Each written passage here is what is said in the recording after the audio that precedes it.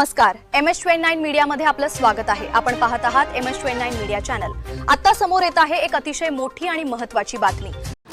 खासगी वाहनांवर पोलीस पाटी हटणार, राज्यभर कडक कारवाईचे आदेश। मुंबई उच्च न्यायालयाने दाखवली तीव्र नाराजी। राज्यातील खासगी दुचाकी किंवा चारचाकी वाहनांवर पोलीस असे लिहिणाऱ्यांवर किंवा तशी लाल पाटी लावून फिरणाऱ्यांवर लवकरच कडक कारवाई होणार आहे। वाहतूक विभागाचे अपर पोलीस महासंचालक कार्यालयाने या संदर्भात गांभीर्याने दखल घेतली असून प्राप्त झालेल्या आदेशानुसार सर्व पोलीस अधीक्षकांनी आपापल्या कार्यक्षेत्रात अशी पोलीस पाटी किंवा लाल अक्षरात पोलीस नाव लिहिलेली खासगी वाहने आढळल्यास त्यांच्यावर कायदेशीर कारवाई करावी अशा कडक सूचना देण्यात आल्या।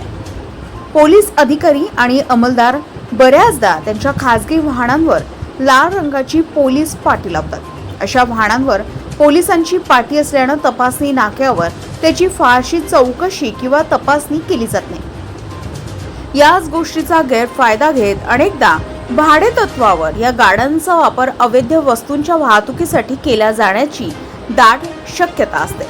तसेच यातून समाजात दहशत निर्माण होण्याची व चुकीच्या कामांना खतपाणी मिळण्याची भीती व्यक्त करण्यात आली आहे। मुंबई उच्च न्यायालयाची तीव्र नाराजी दिसून आली।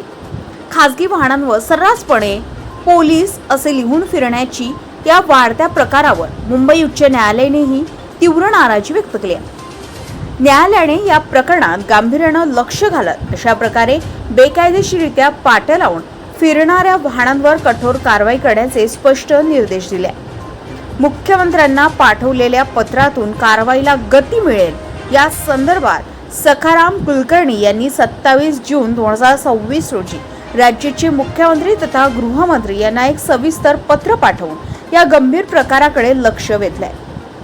या पत्राची दखल घेत 28 जुलै 2026 रोजी पोलीस महासंचालक कार्यालयाकडून अप्पर पोलीस महासंचालक वाहतूक कार्यालयाला पुढील कारवाईसाठी ईमेल प्राप्त झालाय। त्यानुसार आता राज्यातील सर्व पोलीस अधिकाऱ्यांना कारवाईचे स्पष्ट आदेश देण्यात आले। मोटर वाहन कायद्याअंतर्गत कारवाई होणार।